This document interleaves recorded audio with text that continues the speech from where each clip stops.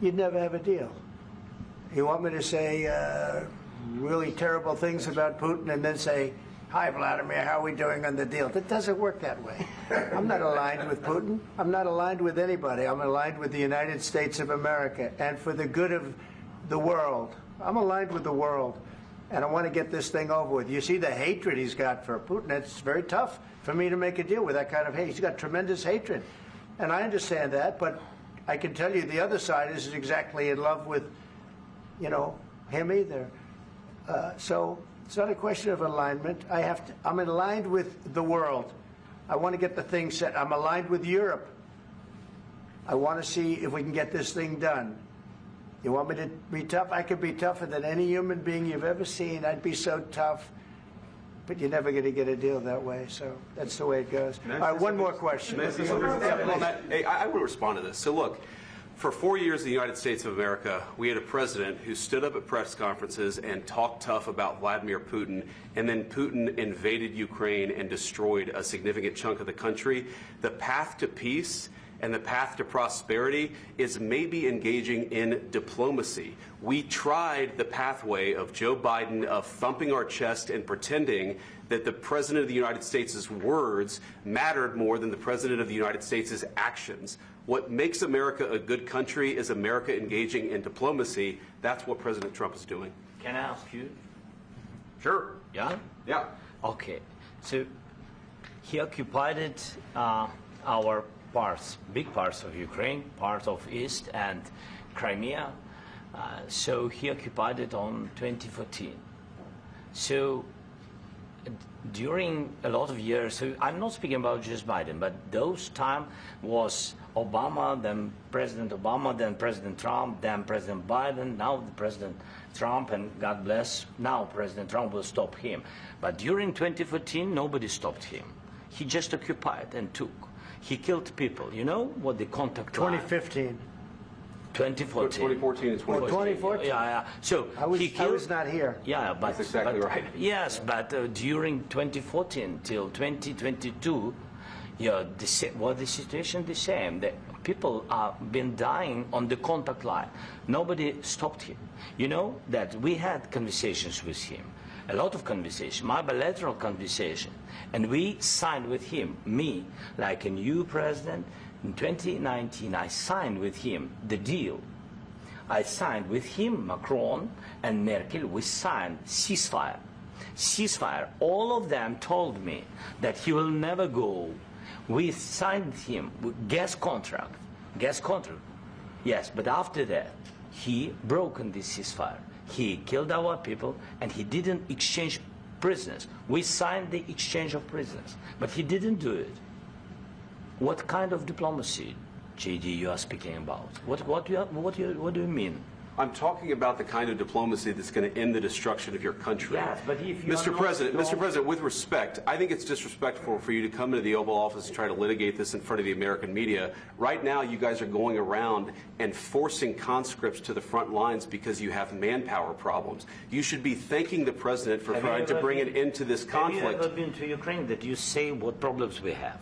I have been to. Come once. I've actually watched and seen the stories, and I know what happens is you bring people, you bring them on a propaganda tour, Mr. President. Do you disagree that you've had problems bringing people into your military? And do you think that it's respectful to come to the Oval Office of the United States of America and attack the administration that is trying to prevent the destruction of your country? A lot of questions. Let's start from the beginning. Sure. First of all, during the war, everybody has problems, even you, but you have nice ocean and don't feel now, but you will feel it in the future. God bless. You don't know that. God bless. God bless. You will not have a war. Don't tell us what we're going to feel.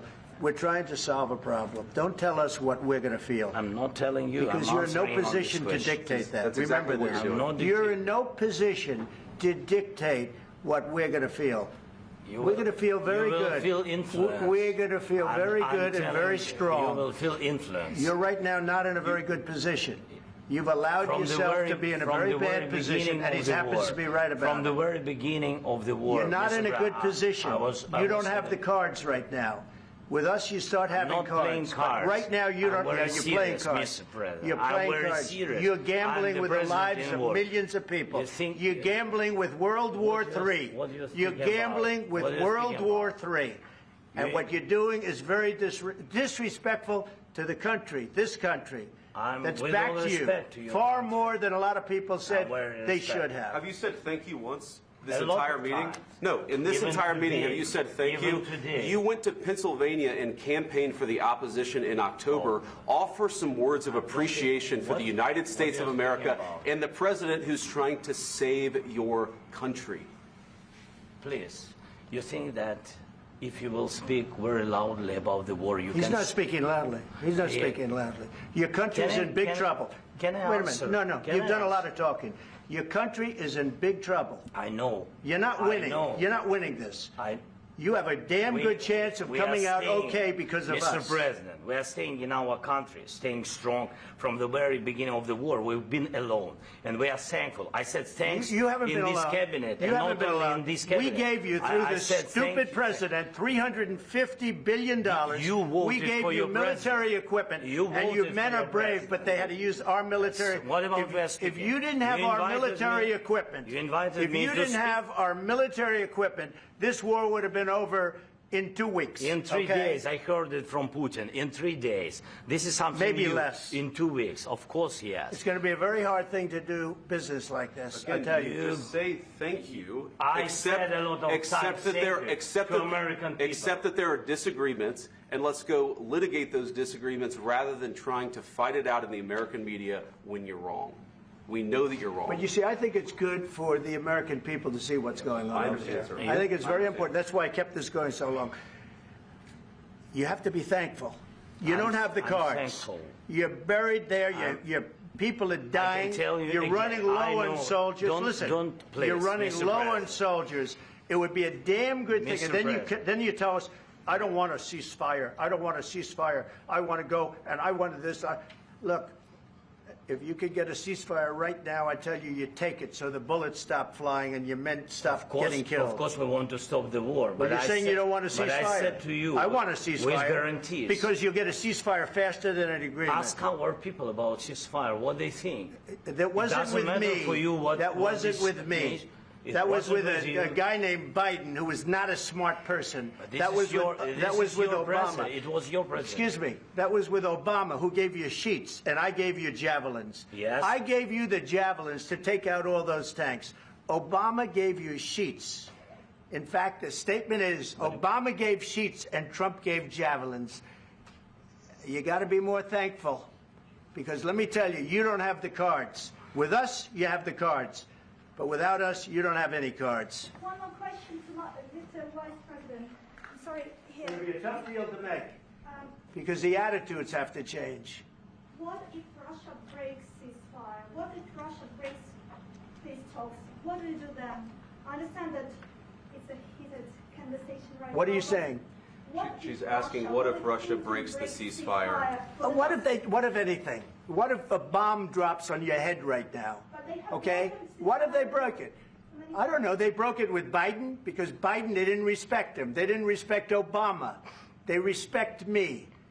But all- Let me tell you, Putin went through a hell of a lot with me. He went through a phony witch hunt where they used him and Russia. Russia. You ever hear of that deal? That was a phony Hunter Biden, Joe Biden scam. Hillary Clinton, Shifty Adam Schiff. It was a Democrat scam. And he had to go through that. And he did go through it. We didn't end up in a war.